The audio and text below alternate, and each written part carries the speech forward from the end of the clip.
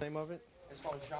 Welcome back. The abductions of Ben Ombie and Sean Hornbeck have really put a spotlight on child safety. Indeed they have, and most parents teach kids not to talk to strangers, but what happens if the worst happens and a child is abducted? Is there anything your child can do to save his or herself? Well, McGruff the crime dog is with us from Tampa, and he's brought his special friend, Neil Arfmann, co-founders of Safe Kids Total Identification System.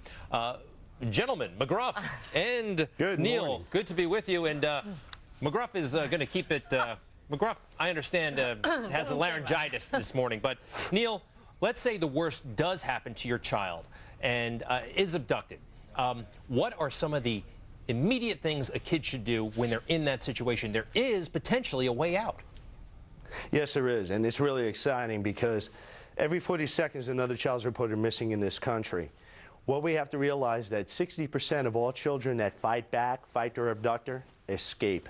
That's very important. That's huge. 60% of the kids that do fight back get away. And now, when you're talking about fighting back, I mean, I was thinking of my own kids. They're 8 and 6. How can an 8 or 6-year-old fight back a grown man? Well, the main thing is they have to draw a lot of attention to themselves. They have to fall down to the ground. First thing you do is go down to the ground. Make it hard for them. Do not make it easy. Yell, scream, kick. Just draw as much attention to yourself as possible. Generally, predators, they're going to realize that, hey, this kid's, making a lot of noise, and they're going to get scared off, and they're going to run and leave the child alone. So the first thing, go to the ground, make it difficult, scream, make a scene. You also talk about having a secret password that all your friends will know. Tell us about this method. Absolutely.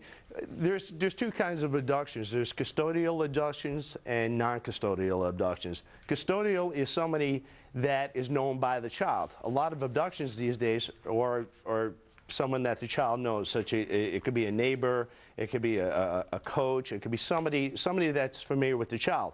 So for some reason, if mom and dad has to send a neighbor to pick up their child, they're going to give the child a secret password between that them and only the parents will know. Like, say my secret word is popcorn. Mm-hmm. Okay, so if somebody comes to pick up my child, they're going to say, what's the secret password? Well, what are you talking about? Well, if they don't know the secret password, then mom and dad did not send them, because mom and dad communicate and educate. Neil, a lot of kids are out there in the neighborhoods on bicycles. Anything special a child should do if they are taken when they're on a bike? Yeah, absolutely. First of all, you got to be aware of your surroundings at all times. That's most important. Unfortunately, in a day of electronics where we have, MP3 players and iPods, a lot of children are listening to music, so they're not aware of their surroundings. And if you are grabbed on your bicycle, what we want you to do is immediately to lock your legs around the bicycle and lock your arms around the handlebars.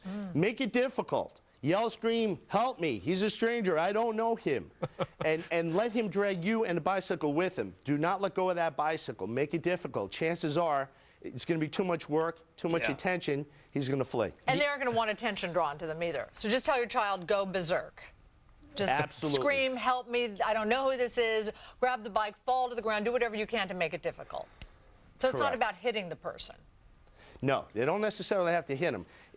Whatever it takes to get away. Neil, thank you very much. And special thanks to McGruff. I admire you, Neil. You can keep a straight face as a dog in a trench coat is dancing next to you. McGruff and Neil, thanks very much. Good to see you.